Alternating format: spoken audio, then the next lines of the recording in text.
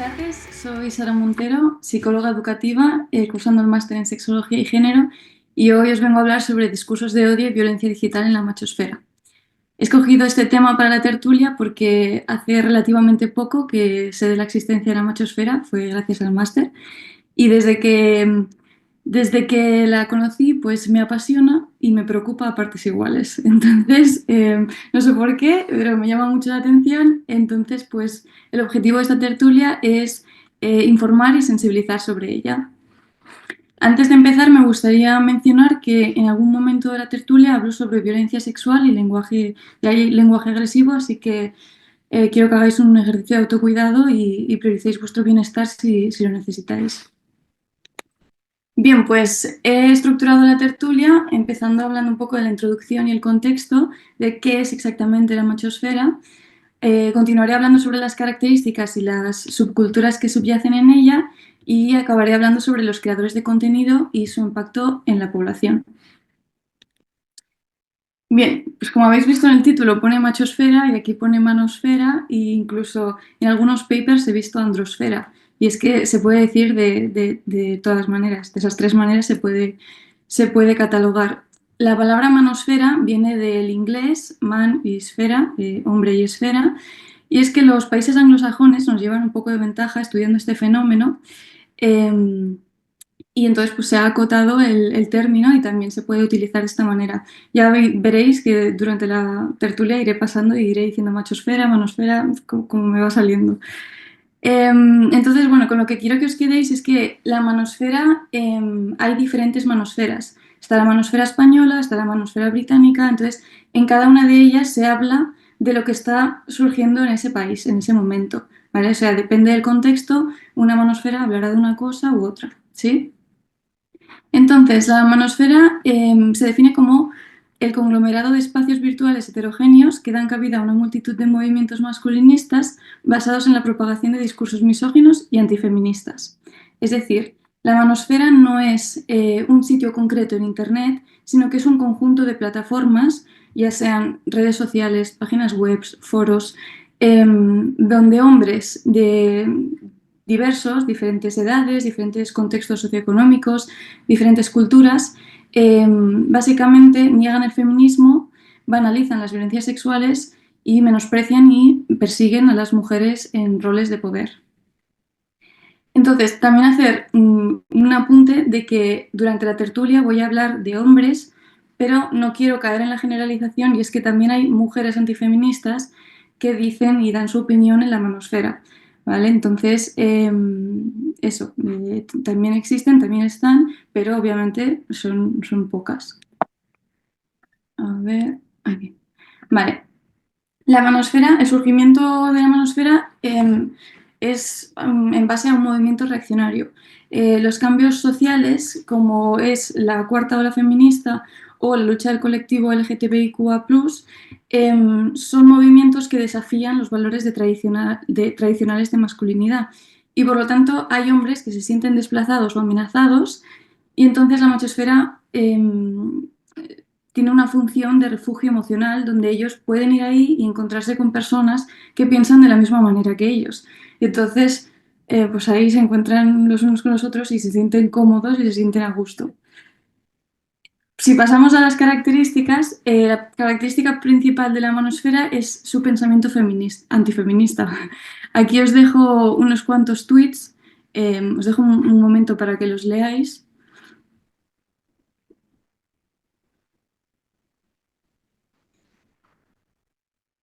Y es que, aquí tenéis un par más, y es que piensan que el feminismo ha llegado demasiado lejos y que a los hombres se les está criminalizando y se les está persiguiendo por su manera de pensar. Esto nos lleva a la segunda característica que sería esta victimización masculina, ¿vale? Y esta sensación de pérdida de derechos.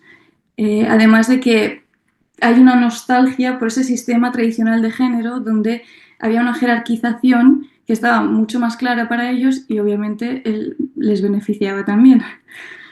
La machosfera también tiene esta filosofía Red Pill, Blue Pill, que viene de la película Matrix de 1999, donde al protagonista, no spoilers porque ya ha llovido mucho, pero al protagonista se le ofrecen dos píldoras, una azul que seguirá viviendo en la ignorancia y una roja que le hará despertar y ver la realidad tal y como es. Bien, pues la machosfera lo que dice es que los hombres deben tomarse esa píldora roja para despertarse de esta lavada de cerebro que es el feminismo.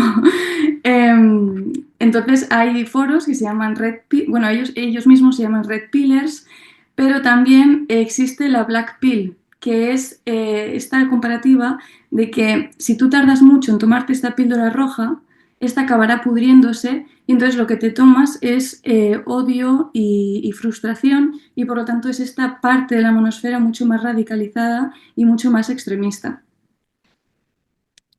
Bien, otra característica de la machosfera es el hecho de que son cámaras de eco, son espacios cerrados donde el mensaje que emiten es el mismo que reciben y entonces se refuerzan entre ellos.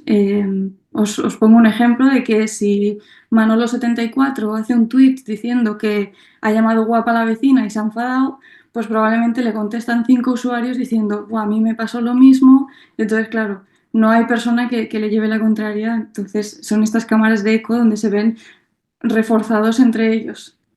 El mensaje es el mismo siempre, ¿no? El lenguaje que se utiliza en la manosfera siempre es muy beligerante, muy agresivo.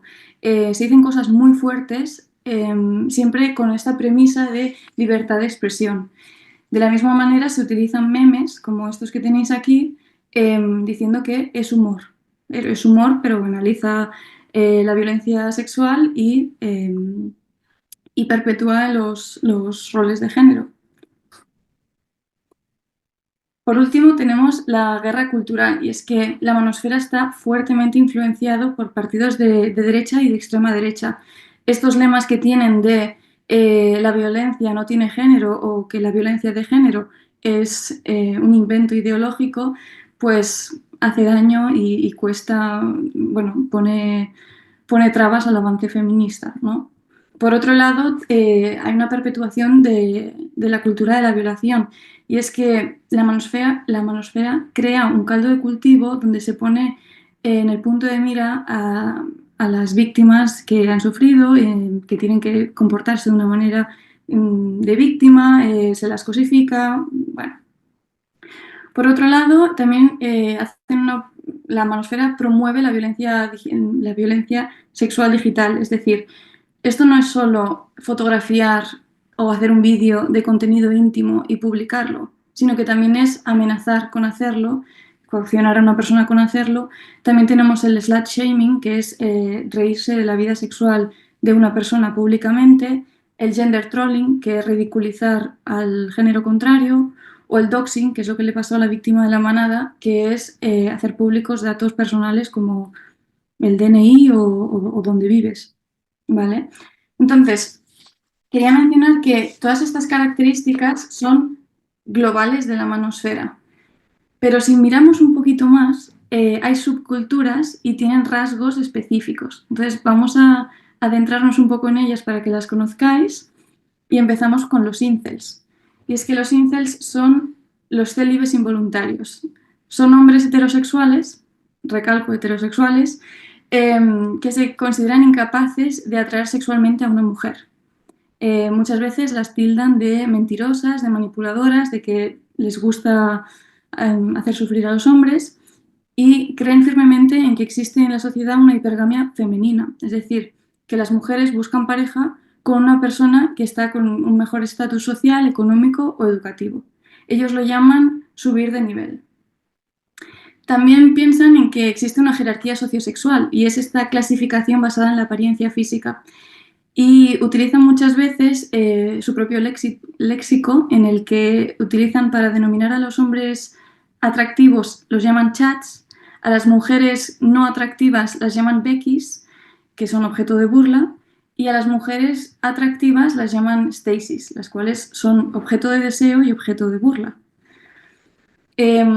siguiendo por estas jerarquías, también tenemos la jerarquía sociosexual de Box Day, que es un escritor y un activista ultraderechista estadounidense que no solo mira el atractivo físico, sino que también las capacidades de liderazgo, las habilidades sociales. Y entonces depende de dónde estés, pues eres un macho alfa, un macho beta y así. Si os interesa mucho esto, este hombre tiene un vídeo en YouTube de 17 minutos donde explica y pone ejemplos bien de todas las características de cada uno de los hombres. ¿Vale? Entonces, ahora os quería poner un vídeo de 40 segunditos donde se ve como estas terminologías de macho alfa, macho beta, ha llegado a España y se utilizan. Entonces, os quiero poner un vídeo ejemplo, espero que se escuche. A ver. Hay una norma que me pare y yo quiero fecundar a tu hembra. Tengo la determinación, la fuerza y la convicción como para desmembrarte. Tú, la Virgen Santa, tú me estás poniendo una tesitura terrible. Y acabar finalizando con la pretensión primitiva y brutal. Lo único que nos parará será la norma, ¿vale? Pero en esa situación ganará el alfa. El alfa existe. Lo puedes categorizar o lo puedes denominar como tú quieras. Pero tiene una conducta física, una conducta instintiva física. El alfa tiene un enfoque competitivo distinto. Por eso, en nuestro mundo romantizado, está el alfa, que es el hombre que las mujeres desean, que es el empotrador, ¿vale? Y luego tienes el beta, que te lleva a la ópera, pero te aburre a los 6 meses. Bueno. Nada, solo os he puesto este ejemplo, sé que me he ido al vídeo más fuerte de internet. Os he puesto este ejemplo también porque quería que veáis también las características mencionadas antes, ¿no? Ese lenguaje agresivo y esa imposición. Y luego para las personas más observadoras, no sé si os fijáis en que en la taza están las dos manos de la Red Pill. Y bueno, es que el podcast se llama Red Pill, entonces pues bueno, si os interesa, si tenéis un buen día o un mal día y queréis pasaros la tarde mirando estos vídeos, pues yo lo he hecho. Bueno, pero para esto, ¿eh? Entonces, luego quería acabar con los intels diciendo que muchas veces este odio traspasa las pantallas. Y fue el caso de Elliot Rodger en California en 2014, que asesinó a 6 personas, tanto hombres como mujeres. Hombres porque ellos podían tener el sexo que él no podía y mujeres porque le negaban ese sexo. Entonces, nada, solo deciros que luego esta persona llegó a ser como un mártir o como un ídolo porque en los foros muchas veces han vuelto a pasar otros asesinatos en otros países y lo han hecho diciendo que este hombre tenía razón y que hay que hacer como él. Por lo tanto, decir eso que muchas veces no queda solo ahí, entonces hay que tener cuidado con todo esto. Bien, en otra tesitura tenemos a los gurús de la seducción, que son aquellos hombres heterosexuales que se consideran expertos en seducir y atraer a las mujeres. Son hombres que promueven la confianza personal y la superación personal. Para ellos, la seducción es como un juego, ¿sí? Donde la meta es el encuentro sexual. Y aquí las mujeres lo único que pueden hacer es poner trabas a ese encuentro sexual. Entonces, para ellos, el no es solo que tú no estás aplicando o que el seductor no está aplicando bien sus estrategias, sus métodos, sus técnicas y por lo tanto lo único que queda es la insistencia. Estas personas tienen, Neil Strauss en 2005 hizo el libro de The Game, donde aquí queda, es como un recetario de todas las metodologías posibles para tener a cualquier mujer. Como veis, también generalizan mucho y no tienen en cuenta el consentimiento que si a la otra persona le gustaría o no, no lo tienen muy en cuenta. Estas personas en España, los gurús de la seducción, también muchas veces se llaman coach de masculinidad, donde venden cursos de desarrollo personal y utilizan mucho el término este de hombres de alto valor, donde te dicen cómo tienes que focalizar tu energía masculina para poder atraer a las mujeres, tener éxito laboral, social, económico y, bueno, ser lo mejorcito. ¿vale? Seguimos con los hombres que siguen su propio camino, los men that go their own way. Son hombres heterosexuales que en su vida intentan evitar a las mujeres. Estos hombres piensan que vincularse con una mujer es cometer riesgos innecesarios. Entonces, tenemos extremos. Tenemos a los hombres que simplemente prefieren no casarse y no tener hijos y mantener relaciones sexuales con mujeres, pero no se vinculan a nivel legal.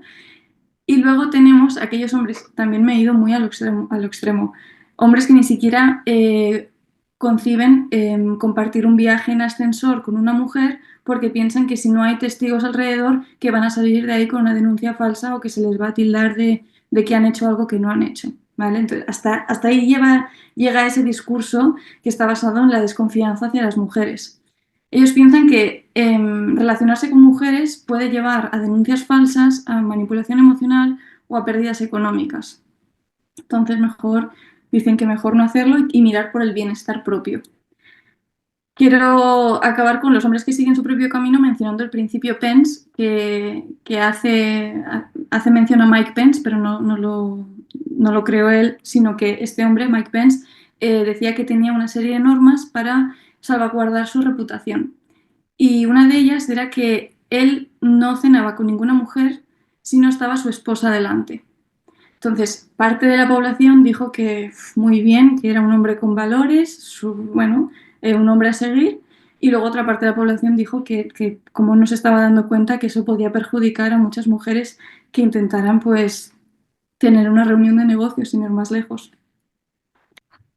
Para acabar con los subgrupos, quería mencionar a los activistas por los derechos de los hombres, que son personas que defienden lo que consideran los derechos vulnerados, esos que hemos mencionado antes. Pues sobre todo son cuestiones familiares y económicas tras los divorcios.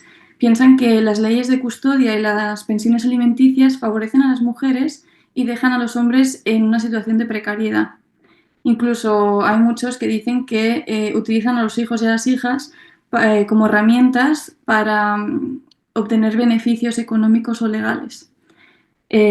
También, por otro lado, están enfadados con el feminismo porque dicen que les ha invisibilizado su movimiento, que el feminismo ha monopolizado todo el discurso sobre la violencia, que ellos también se sienten violentados en muchas ocasiones y que ya no se puede decir nada ni se puede hacer nada. Entonces muchas veces utilizan el hashtag de #NotAllMen para desvincularse de pues, la última noticia mediática que tilde mal a los hombres. Bien, no podemos hablar de la manosfera sin mencionar a los creadores de contenido españoles. Son personas que hacen vídeos en YouTube, en Instagram y cuelgan tweets, o sea, normalmente se mueven por esas 3 redes sociales. Y el problema está en que la misoginia está empezando a ser la base de la cultura digital. Entonces, estas personas hacen vídeos y no se dan, bueno, seguro que sí que se dan cuenta, pero cuando hacen estos vídeos hay una falsa apariencia de debate racional, porque ellos hacen el vídeo, un montón de gente lo ve y aquí se produce una unidireccionalidad que no se les puede rebatir o contraargumentar y por lo tanto tampoco se da este término en inglés que se llama fact-checking, de verificar con datos si lo que están diciendo es verdad o no. Por lo tanto, ellos dicen y dicen y ya está. Entonces, claro, hay todos estos discursos que tienen un mensaje político a veces más explícito y otras veces no tan explícito. Todos estos vídeos acaban siendo vídeos que mucha gente cuando está buscando respuestas acude a internet y se topa con estos vídeos y los tienen como que es real, como que es verdad. Entonces, muchas de esas personas son la juventud. Cuando a veces ponen en duda lo que se está diciendo en casa, lo que están diciendo sus compañeros o compañeras o lo que dicen el profesorado, van a estos creadores de contenido que encima endulzan mucho el mensaje, pues hablando de la manera que hablan, utilizando palabrotas, utilizando la sátira, les llama mucho la atención y entonces los tienen como referentes. Quiero mencionar un ejemplo que sería Roma Gallardo, que tiene 2 casi 2 millones de seguidores en YouTube, que este hombre hace 4 años hizo un vídeo para todos los estudiantes, ya sea universidad, adolescentes y demás, donde decía que si había alguien que entraba en sus aulas para dar alguna charla de feminismo o educación sexual, que eso era adoctrinamiento de ideología de género y que por lo tanto pues que se podían negar o incluso podían boicotearla, y en el vídeo pues dice cómo tienes que actuar con tal de que eso no suceda. Como veis, es un ejemplo de por qué es preocupante todo esto, ¿no? Y más nosotras que intentamos llegar y dar este mensaje feminista en las aulas y sobre todo pues incorporar la educación sexual en el currículum, ¿no? Bueno, y por último quería mencionar que la normalización del odio, una de las consecuencias es que polariza mucho a la población. Hay mucho de bandos de quién es el bueno, quién es el malo. Las personas que no se posicionan también se están posicionando. Entonces, todo esto, quería citar a García Mingo, que es una investigadora que ha investigado muchísimo la manosfera, y ella y sus compañeras mencionan que se está dando una reconfiguración del imaginario sobre la violencia sexual. Y es que mientras el feminismo es crudo, es serio, la manosfera es divertida y es libre porque la gente puede decir lo que quiera. Entonces todo esto influye en la percepción sobre conceptos clave como son el feminismo, como son el consentimiento o la violencia sexual. Y bueno, y para acabar quería compartir con vosotros la bibliografía. Ya os digo, García Mingo, os la recomiendo, ella y sus colaboradoras. Y para las personas que son así más audiovisuales, os recomiendo estos 2 documentales. El de Otro Enfoque es sobre la machosfera y el otro es de la plataforma 3CAT de la Xarxa Ultra. Está en catalán pero tiene subtítulos en castellano, donde habla sobre la fachosfera.